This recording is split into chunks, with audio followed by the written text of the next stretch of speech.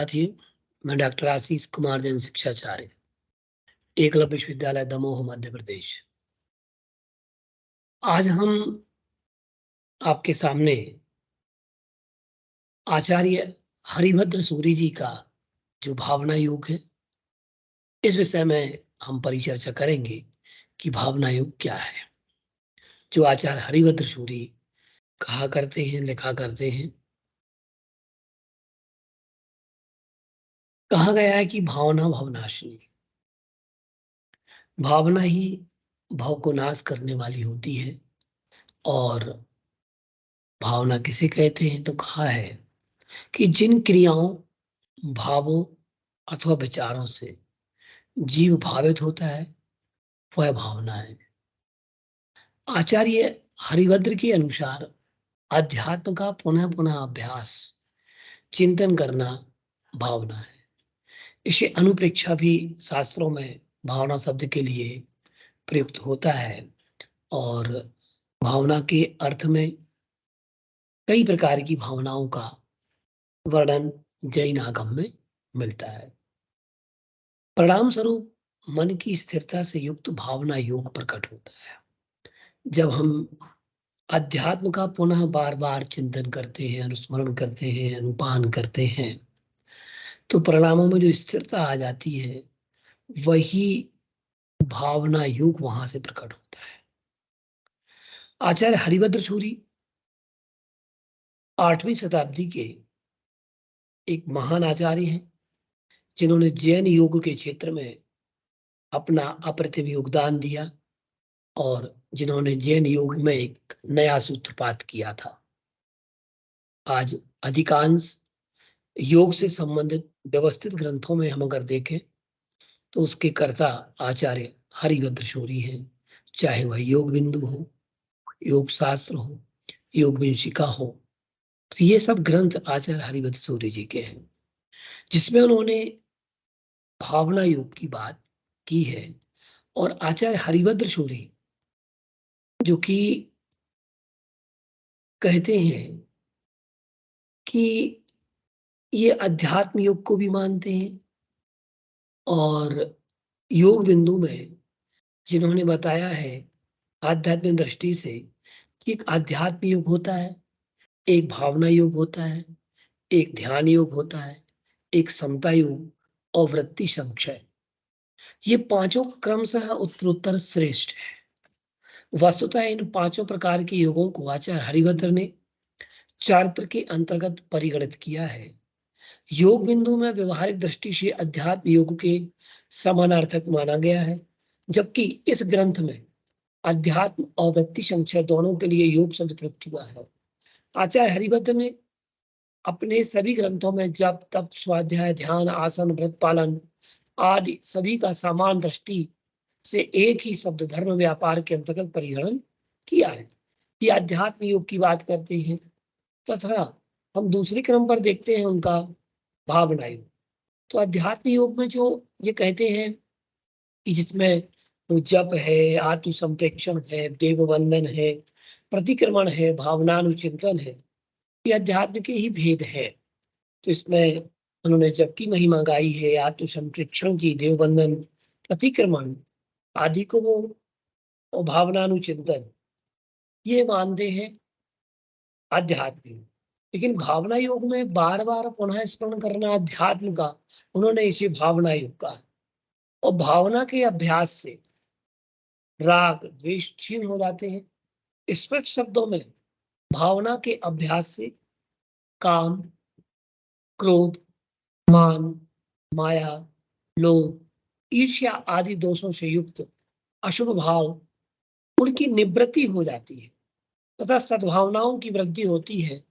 जैनागम में भी भावना योग की महत्ता को प्रकट किया गया।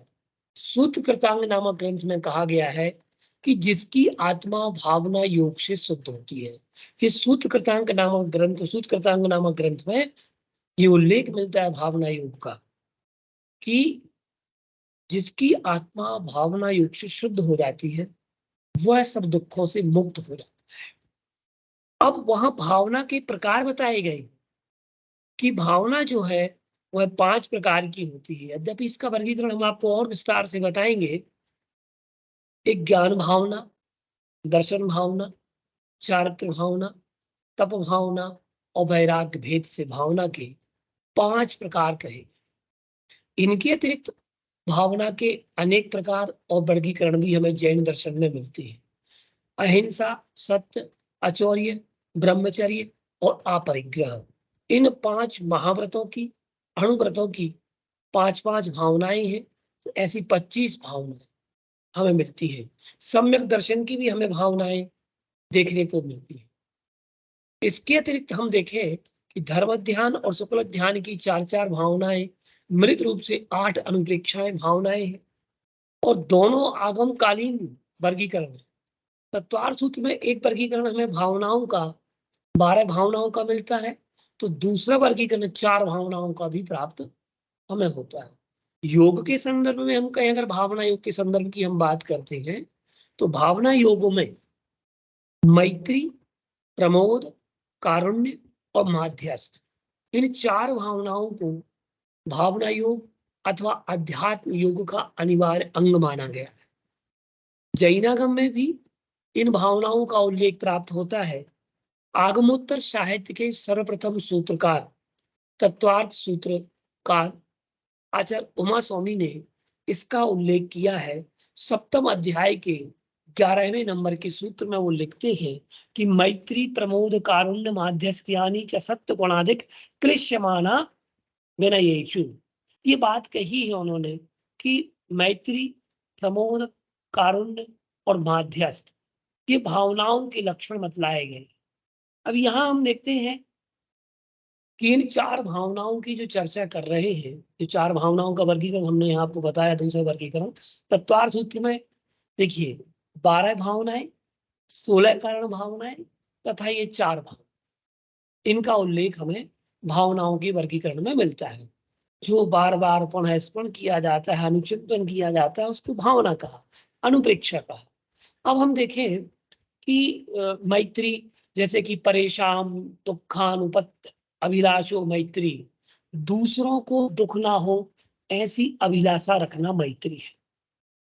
फिर कहा कि वदन प्रसादादि अभिव्यंज्य मानांतर भक्ति राग प्रमोदा, मुख की प्रसन्नता आदि द्वारा भीतर भक्ति और अनुराग का व्यक्त होना, ये प्रमोद भाव। फिर कहा कारुण्य भावना क्या है, तो कहा दीनानु दीनानुग्रह भाव कारुण्यम, दीनों पर दया का परिणाम रखना, करुणा का परिणाम रखना, ये कारुण्य भावना है। तथा माध्यस्थ क्या है, तो कहा राग द्वेष पूर्वक पक्षपात अभावो माध्यस्थम, जहाँ राग द्वेष पक्षपात की भावना ना हो, उसका अभाव हो, वह माध्यस्थ भाव। पश्चातवर्ती जो आचार्य हैं, उन अन्य आचार्यों ने भी इन 4 भावनाओं की चर्चा की है। प्रसिद्ध जैन योगाचार्यों में आचार्य हेमचंद एवं सुखचंद्र ने ध्यान को परिपुष्ट करने के लिए, यद्यपि जैन योग का मूल आधार ध्यान है, ध्यान अष्टांगिक ध्यान होता है, ध्यान, ध्येय, ध्याता, ध्येय और ध्यान का फल, क्षेत्र, काल, विधि आदि 8 अंग बताए गए हैं जैन योग में। तो जैन योग का मूल आधार क्या है, ध्यान। तो आचार्य हेमचंद्र जी ने, सुखचंद्र जी ने ध्यान को परिपुष्ट करने के लिए इन मैत्री, प्रमोद, कारुण्य, माध्यस्थ आदि 4 भावनाओं का वर्णन किया है और इनको पुष्टि कर कहा है ध्यान का, क्योंकि इन 4 भावनाओं का योग साधना से घनिष्ठ संबंध है। जब तक चित्त में भावना नहीं आती, तब तक शांत रस की प्रचुरता नहीं होती।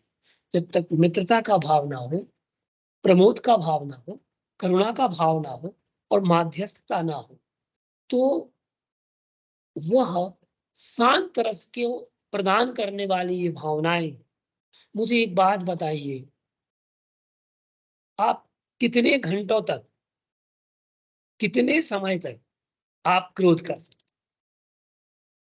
मुख्य बात बताइए, आप कितने समय तक क्रोध कर सकते?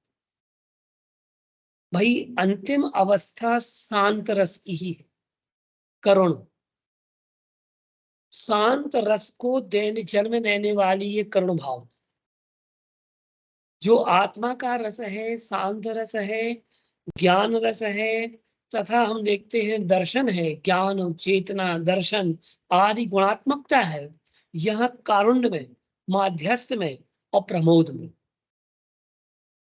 अंत तो गत्वा शांत रस की निष्पत्ति होती है और वह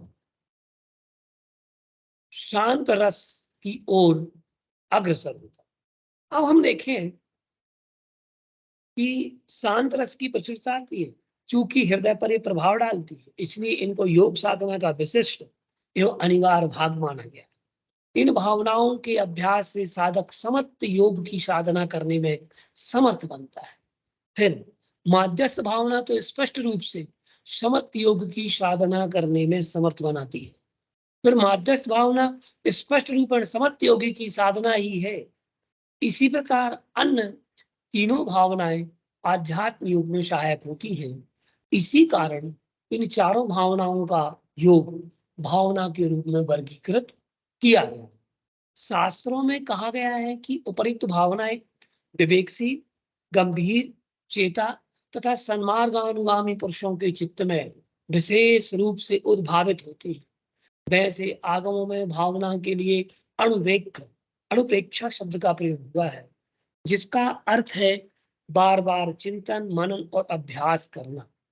शास्त्रों में 12 भावनाओं अनुपेक्षाओं का रूप भी विवेचित किया गया है, लेकिन पातंजल योग के संदर्भ में मैत्री, करुणा, मुदिता और उपेक्षा इन 4 भावनाओं का विशद वर्णन हुआ है, जिसकी व्याख्या हरिभद्र के षोडशक नामक ग्रंथ में आपको देखने में मिलेगी।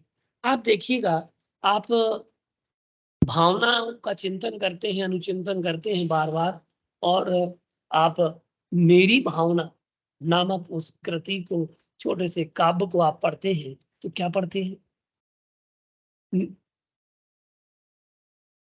मैत्री भाव जगत में मेरा, सब जीवों से नित्य रहे, दीन दुखी जीवों पर मेरे उर से करुणा स्रोत बहे, दुर्जन क्रूर कुमार्ग रतों पर क्षोभ नहीं मुझको आवे, शाम भाव रखूं मैं उन पर ऐसी परिणति हो जावे, गुणीजनों को देख हृदय में मेरे प्रेम उमड़वावे। तो ये क्या है? यही तो भावना योग है। मेरी भावना में जो भावना भाई गई है कि मैत्री भाव जगत में मेरा, सब जीवों पर नित्य रहे, दीन दुखी जीवों पर मेरे उर से करुणा स्रोत बहे, ये करुणा की भावना है। दुर्जन क्रूर कुमार व्रतों पर क्षोभ नहीं मुझको आवे, ये माध्यस्थ भाव है। कौन सा भाव है? माध्यस्थ भाव। तो इस मैत्री, प्रमोद, कारुण्य और ये प्रमोद, प्रमोद का भाव उत्पन्न हो रहा है, करुणा आ रही है। साम भाव रखूं मैं उन पर, साम भाव रखूं मैं उन पर, क्षोभ नहीं मुझको आवे, और उन पर क्या कह रहे हैं? दुर्जन क्रूर कुमार रतों पर क्षोभ नहीं मुझको आवे, साम भाव रखूं मैं उन पर ऐसी परिणति हो जावे, ये गुणी जनों को रे देख हृदय में मेरे प्रेम उमड़ावे, ये प्रमोद भावना है।